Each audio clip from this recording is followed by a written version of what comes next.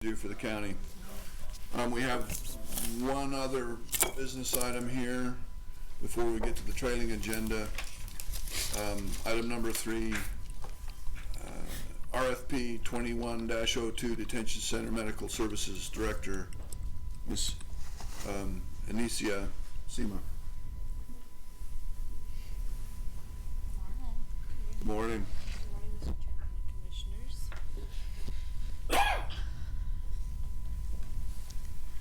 RFP 2102 for the Detention Center Medical Services Director was solicited on March 8, 2021. The county received one proposal from Core Health, which was evaluated and determined responsive. Therefore, the staff is recommending the award go to Core Health. I'll stand for any questions at this time. Commissioner Cordova. What services are they going to be providing to the detention center? You want to answer? It's contracted for our physician assistant, Spanish, which is part of their bid proposal. She's currently already there.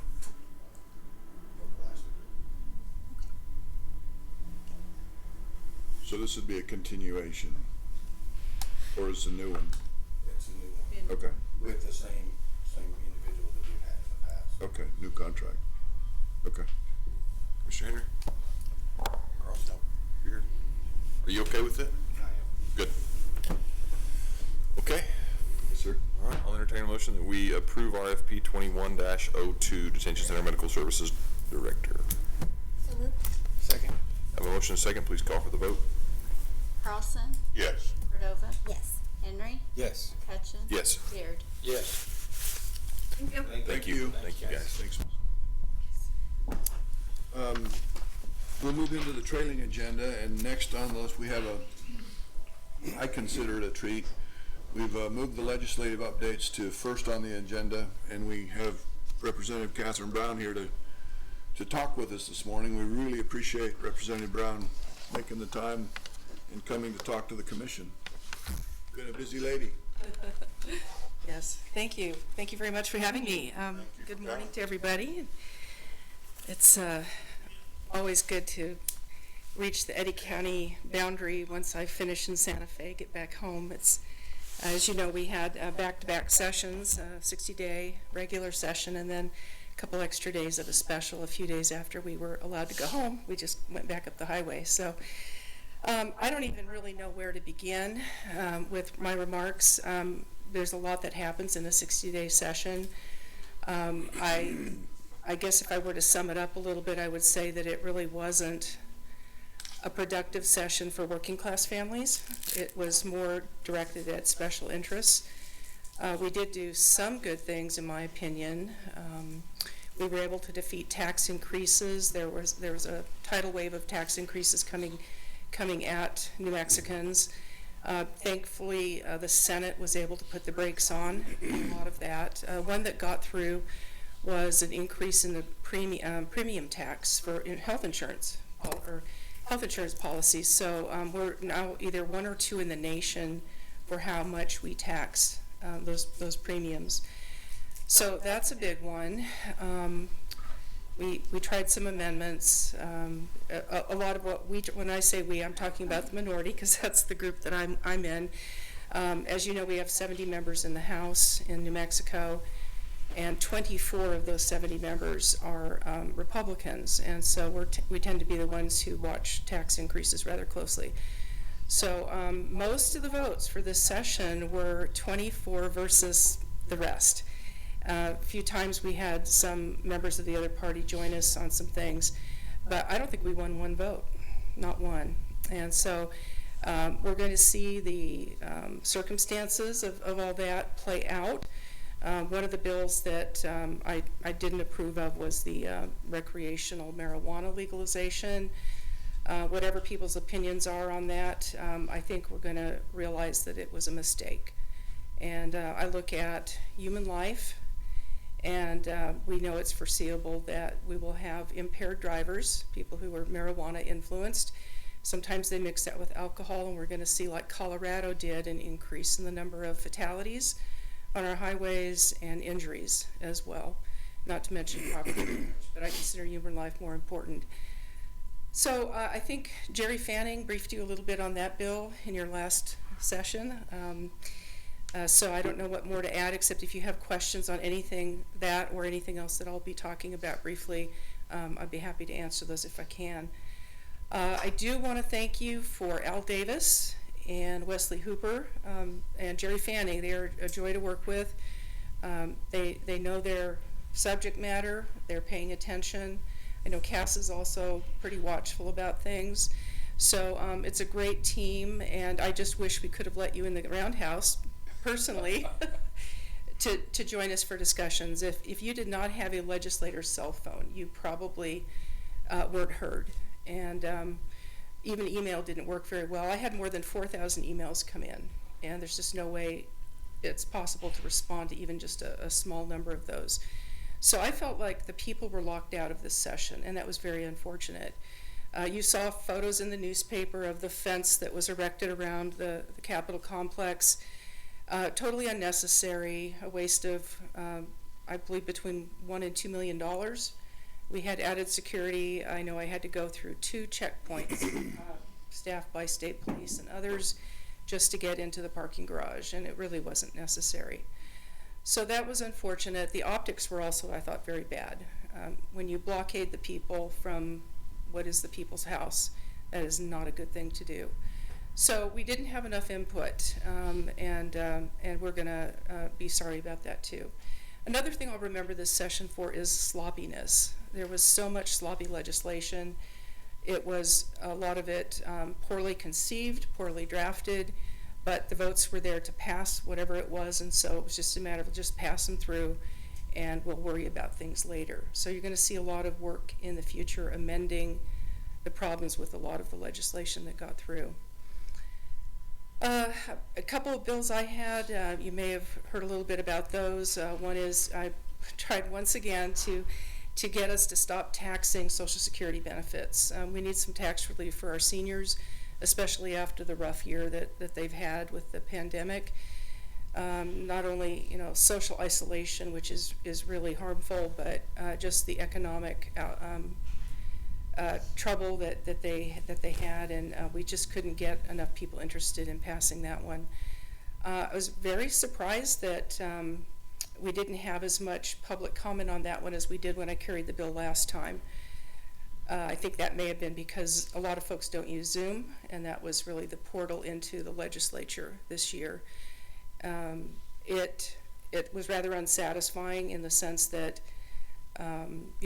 people wanting to speak had, if they were recognized to speak, and not everyone was, had 1 minute to say something, and you just can't have a meaningful discussion or dialogue with that restriction. So that was also very unfortunate. Another bill I carried was the sentiment of the community was that we take the community college here to independent governance and status. And as I think you know, that one did pass. The governor signed it, and so the transition for that will continue. I consider that a very key bill for Eddy County. I think we're going to see a lot of good things come out of local governance, more in touch with the needs of the students, as well as the industries, the employers, people like that. So I think one of the things I'd like to let everybody know is be thinking, do you want to run for the Board of Trustees? You'll be running in the school district zones that we have. So if you live in within one of those school districts, you are eligible, if you're of course a certain age, to run for one of those positions. There will be 5 people elected. It's very important we get the right people in who really, truly care about higher education, who understand it or are willing to learn a lot quickly. I think it's going to be really good. I do. Let's see. What else do I want to mention briefly? I did have a memorial that passed the House and went to the governor asking for a proclamation recognizing the International Year of Caves and Karst. And as you all know, we have the Cave and Karst Institute here in Carlsbad. Dr. Venny, who directs that, is a very prominent person in that academic world. And at his request, I ran that legislation. And what it does is, it's a big year. There are many, many countries around the world who are involved in this. Cave and karst is very important. A lot of our drinking water comes out of those types of formations, and it's important that we be mindful of what's happening with those aquifers. And so I think this is really good for Carlsbad. So we're fortunate to have Dr. Venny here and his staff. With that, I guess I could talk for a while. I know I've talked my husband's ear off when I got home, more than he wanted to know, but I'm just any topic you want to visit about, I'd be happy to do that and see if I can answer any questions. Or what did you think of the session? Maybe that's We more asked John. important. We should ask that too. I think I've said enough about this. But I do have a question, if you don't mind, because I think we heard it in public comment, the qualified immunity. I'd love to hear more your thoughts on that, and as you said, for volunteer fire departments was the public comment. What protections are they going to have, and of course our sheriff. And I think we know the answer, but I would love to know what your thoughts are. I think the short answer is you're going to have to buy a lot of insurance, liability insurance to cover your folks. It was an odd bill, and it's the Human Rights Commission bill is the one you're referring to. I think it was HB4. Really a horrible piece of legislation because it's going to make it harder to hire law enforcement folks to protect us wherever we are. It's going to be very, very costly, I think, for the counties, the cities. You're going to end up getting sued. And there are a lot of lawyers willing to step up and have those lawsuits. Maybe the saving grace is you have to prove damages with any lawsuit, and in this case, what is the damage if you say one of your civil rights has been violated? I'm not on the Judiciary Committee. I chose to request appropriations assignment, so more of my focus is always on finance now. But I do know that if you look at the New Mexico Constitution, which really defines our civil rights, very, very few of those that are enumerated have anything to do with what you would think of as civil rights. So rather than go into detail, if you have a New Mexico Constitution, go look it up and you'll see what I mean. There are 20-some items listed, and maybe 4 of them apply in the traditional sense that it would really affect people. So it's an odd bill that way, but what it really does, it's a lawyer employment bill. And you may have heard the Speaker of the House is an attorney whose firm does a lot of civil rights litigation, and he did not recuse himself from that vote, I believe. Probably should have. It's well known. He advertises how much he does in that field of law. So you're probably going to have to insure people. Some people will decide it's not worth the hassle. It's not the employee, or say in this, whoever is the firefighter or police officer, whoever it is, that person doesn't get sued. They changed the bill so that there's no personal liability, but it's the employer who will pay if someone prevails. And so it doesn't make sense because your goal is really to sharpen the professionalism of your law enforcement group. This doesn't get you there. All it does is put more pressure on the employer. And I think our cities and counties on the whole do a very, very good job of holding people to account. And I think we have good leadership. I know we certainly do in Eddy County. So, that's just one we just couldn't stop. And we'll see how costly it is. Yeah. We didn't have municipal league in there. We didn't have the New Mexico counties really in there the way we would have liked. And again, that's because of the fence, the blockade, and all that. Yeah. So that whole process was, from the outside, appeared very orchestrated, because those entities that did want to speak, like you say, they have a minute or 2 max, and then if they were even recognized. Correct. Yeah. So you don't make good legislation when you fail to listen. Yeah. So, yeah. Sorry we couldn't stop it. Oh, It just. no, I think we all knew it was a EGOF thing, and Yeah. EGOF's EGOF, so Yeah. I'll leave it at that. Yeah. Trying to be more gentle. I've been told to be more gentle, so. Who told you? Yeah, who told you that? But I agree with everything. It was disappointing to see, even with recreational marijuana, when it was passed, we'll pass it and we'll fix it later. What a terrible way. I think Nancy Pelosi's done that before and that didn't work. You know, pass it and read it later.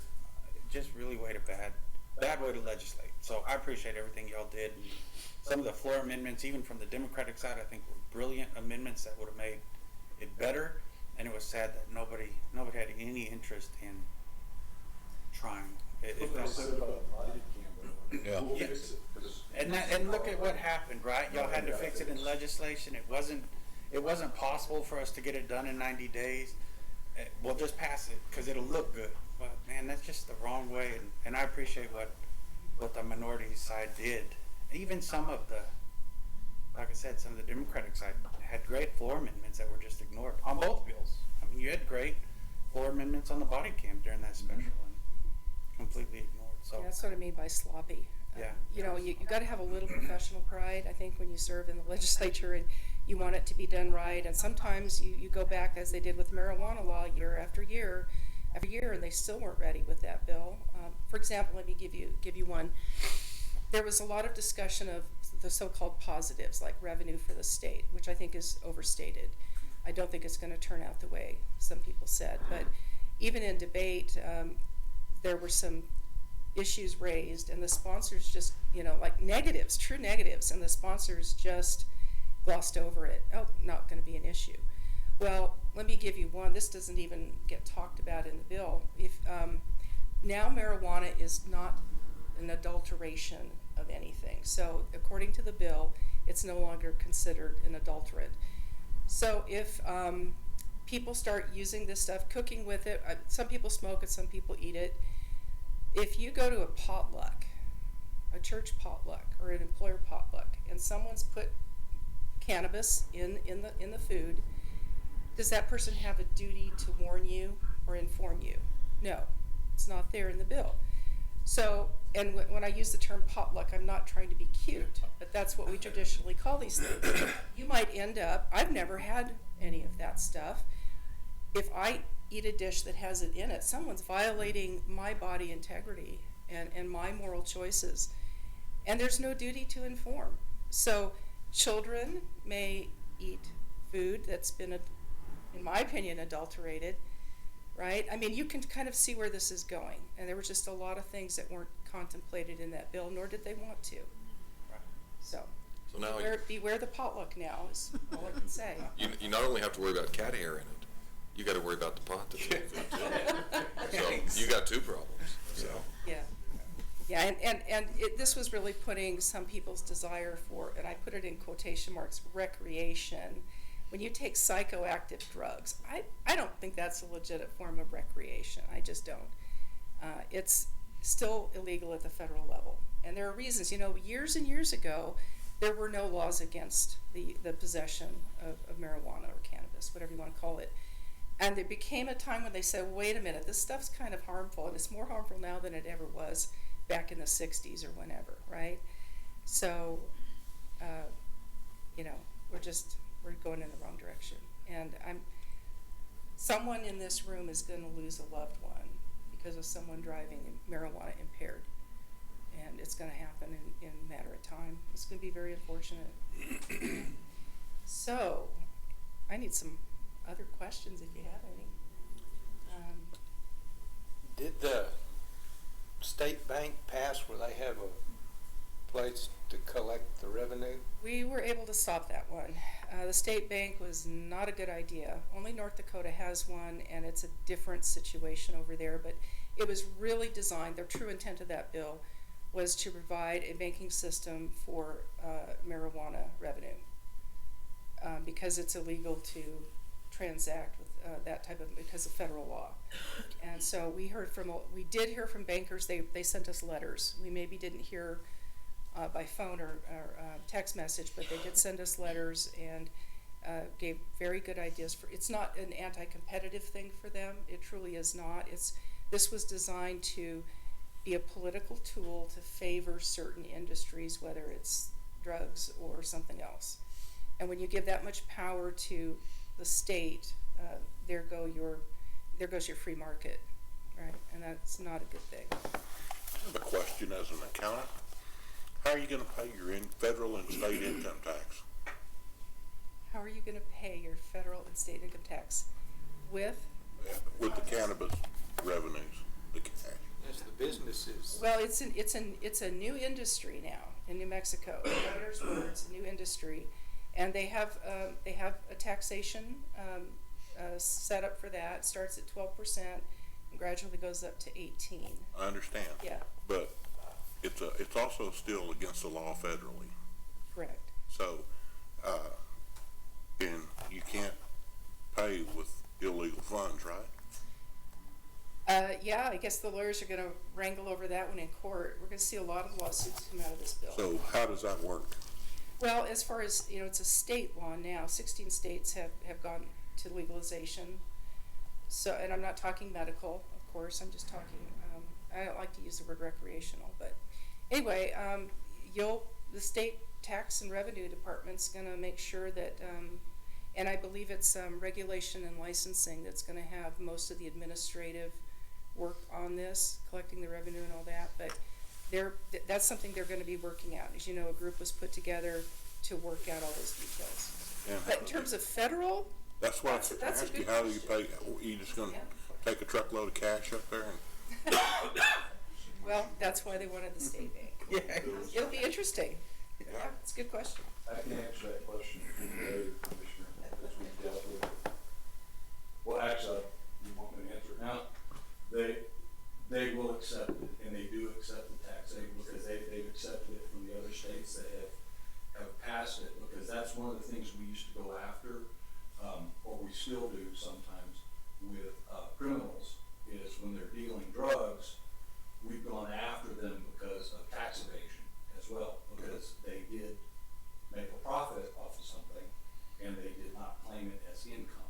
but they can't pay with illegal funds, right? They do, yes, the feds accept it, I promise. They do. Because that's what they're doing now with medical marijuana, because they don't want to get caught in that They have to accept it. of tax evasion. Al, did you have something? Yeah, so Representative Brown, as the minority, I don't know if it's even a caucus, but what's the outlook, right? What do your peers see after this type of a session? As you alluded to, it's a bit demoralizing to have sloppy legislation just roll on without consideration or consequence from certain perspectives. But what from a county standpoint, from a local community standpoint, what do you see and what do your peers see as the next steps or opportunities, or how long can we sustain something like that? Well, I think the numbers, excuse me, I'm not being very formal, Mr. Chairman, and excuse me I've done that for 60 days. I'm just going to go informal here. So. We just want the information. We don't care. Just tell us. The numbers tell the tale. When you don't have enough votes to defeat a bad bill, then, and we did actually defeat a few that, in my opinion, were really bad bills.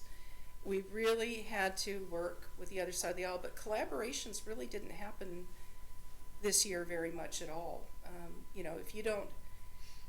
If everybody's getting 4,000 or more emails and they can't respond, you're busy, you're in committee, you're doing your work, a lot gets lost.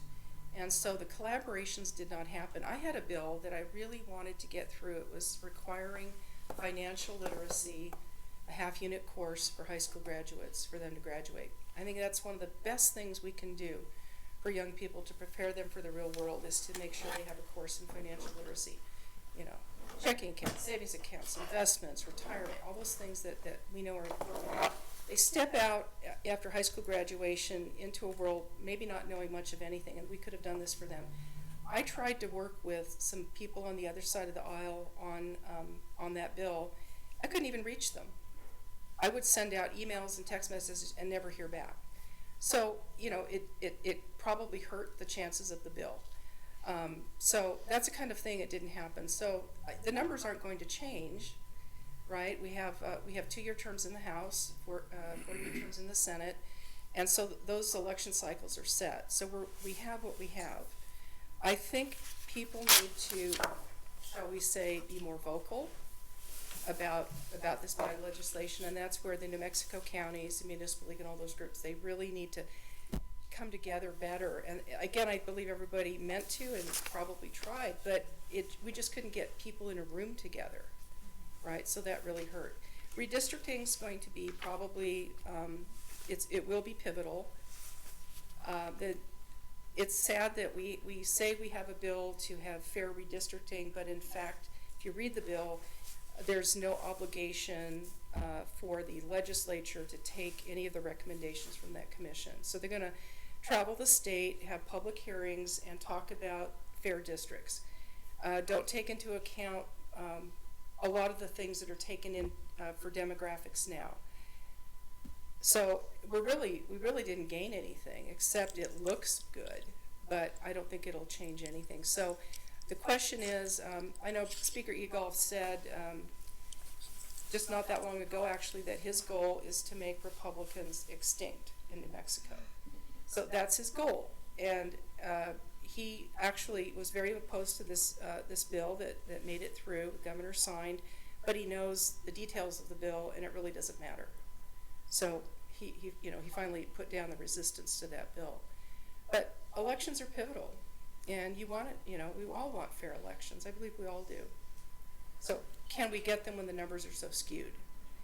And that's New Mexico. I believe for 60 years, one party has had a trifecta of having the House, the Senate, and the governor's chair. And so this is New Mexico's path.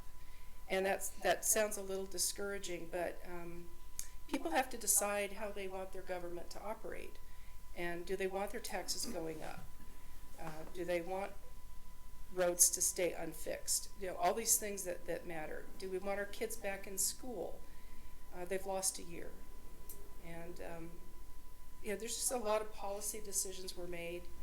And we had bills to try to clip the governor's wings on her power with the health edicts and the stoppages that she put in place. And I understand a lot of the rationale for it, but I believe there's more to the story. So anyway, I know that's my answer. I live in Eddy County. I see it.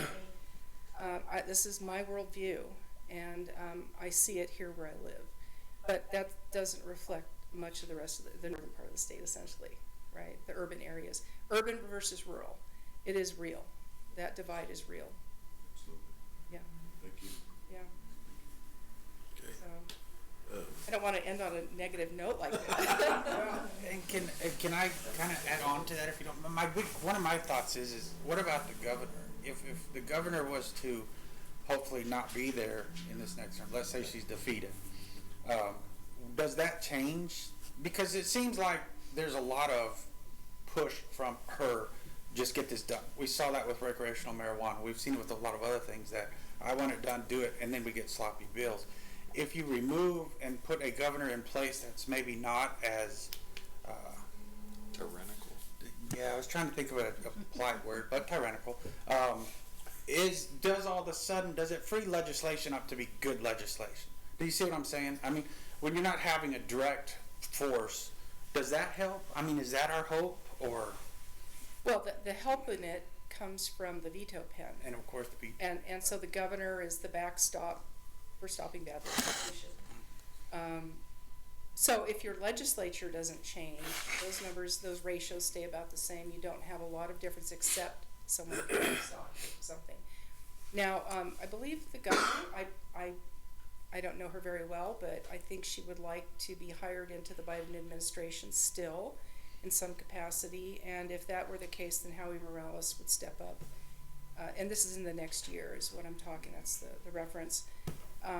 I think Howie is someone who cares about education and really understands New Mexico. And he's from a part of the state that's a little more rural, and so I think he understands those issues well too. But as far as the upcoming election, we just wait and see. New Mexicans have to decide how do we want the state to run.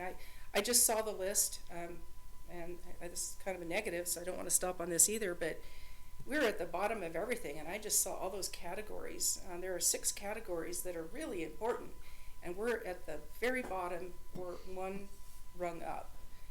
And I just saw that we are, I think, was it in the paper this morning, New Mexico is considered the 48th best state in which to live. We're at the bottom there too. I can add that to my list now, which is very unfortunate. I mean, we've got to get it right.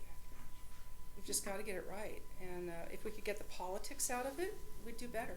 And I think that's my question. How do we balance, we're not gonna balance it toward Republicans or, right? But how do we get good legislation? How do we get legislatures that actually want to start working? And is it a top-down? I mean, I don't know.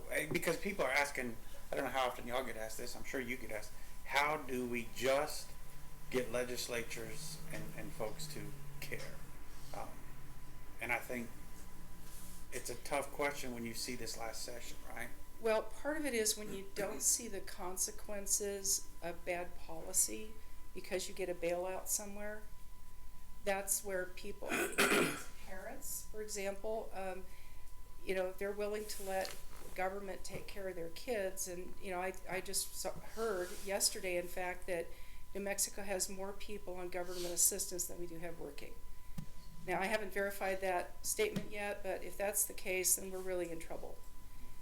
So people have to care more, and they have to be paying attention and seeing what's really happening in their state.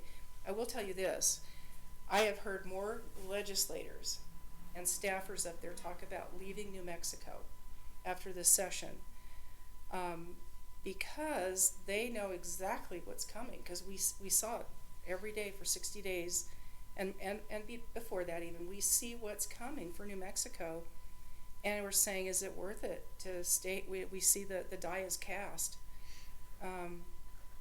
The general public probably doesn't see it quite to that extent because they're not in the know as much.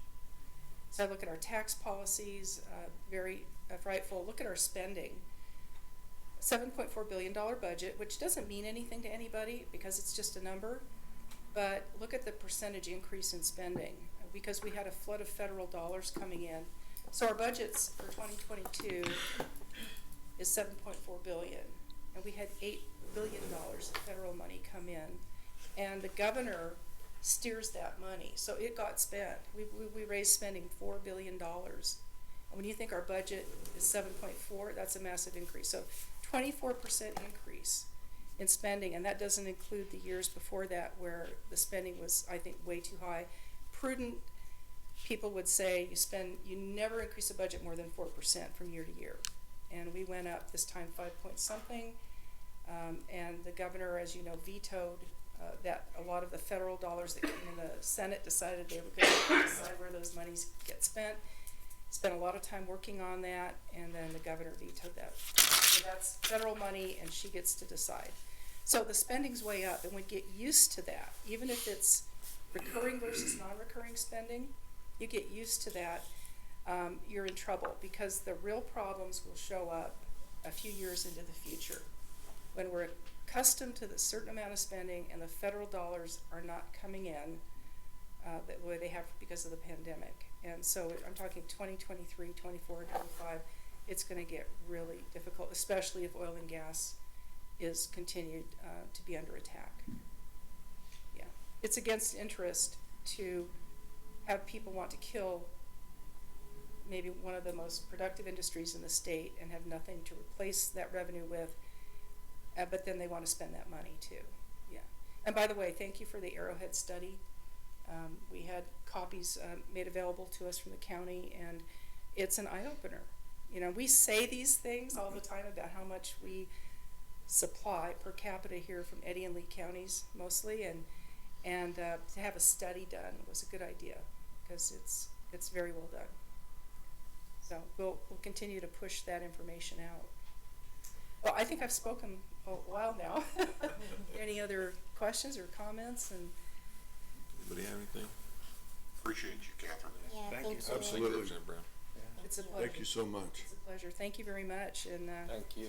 have a good day, and keep praying for rain. Yeah. A little bit. Thank you.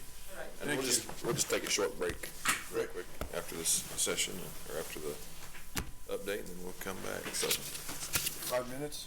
Yep, 5 minutes I think would be good. Great. So we can do that, so.